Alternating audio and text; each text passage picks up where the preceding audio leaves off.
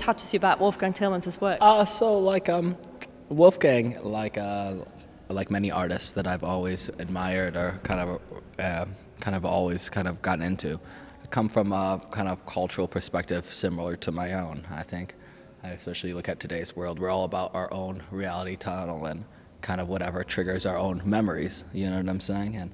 And Wolfgang has this incredible way of taking photos that you actually informed me that aren't framed but are framed but seem like the actual human experience. Or I mean, besides the thing behind us isn't quite much the human experience, but it is very dreamlike. It's like almost like a lucid dream, and through many of his photos I feel like you are taken to a place that's very real, you know, in a very mundane way. And that's something that's always kind of drawn me in.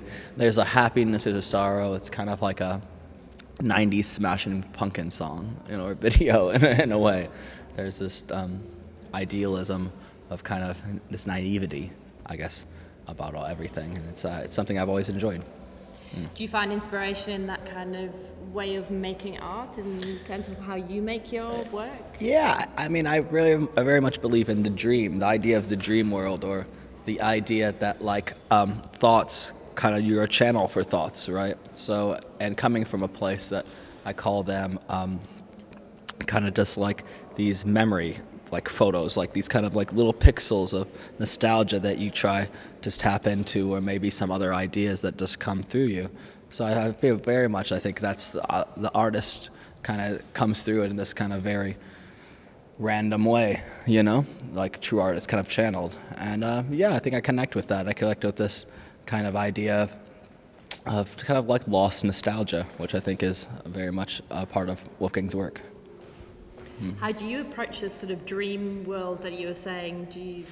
I don't know. I kind of just go into this trance meditative type state, and we start messing around when we're working on the machines and the synths and everything, and it just comes. I mean, it was amazing. We saw this happening earlier from Tino Segal, and like this kind of angelic, these women were in here singing, I swear, and the set I even DJ'd earlier today, the kind of ambient music. It's this idea of it's almost like it's a bit dark, but sometimes I often think when hearing sound, it's like drowning. And if you can drown in the sound and have this kind of idealized, and it's like an idealized version of death, I guess, but this kind of slowly floating and sinking, and if you can get that through music, it's quite incredible.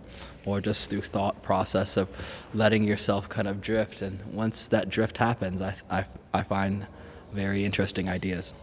I don't know, if I was in this room, what would I put out? I kind of feel like there is this incredible, what's the name of the, Cindy, it's like this rock ambient thing. I can't remember her last name. Cindy Wynn? I can't think of it right now. I have this incredible 10-inch. It's this woman who's been making kind of ambient, indie kind of stuff. But I don't know, something of this kind of reminds me of camp. There's this photo that you guys can't see that is I've been looking at the whole time I've been talking to you actually. It reminds me of this like kind of, I'm from Michigan and there's a lot of lakes there, right? So a lot of my childhood was consumed by going with friends to the lake and you go fishing or doing kind of rural, I guess, kid stuff that is like almost like this idealist, like Norman Rockwell American kind of, you know, like kids running down to the watering hole. But it reminds me, I guess, in many ways of, yeah, just a softness, you know, like a ambient guitar that's just echoing and permeating through sound. Not so much space, because the echo and the reverb in these rooms are already incredible. You'd have to have very minimal ambient sound, but something quite comforting.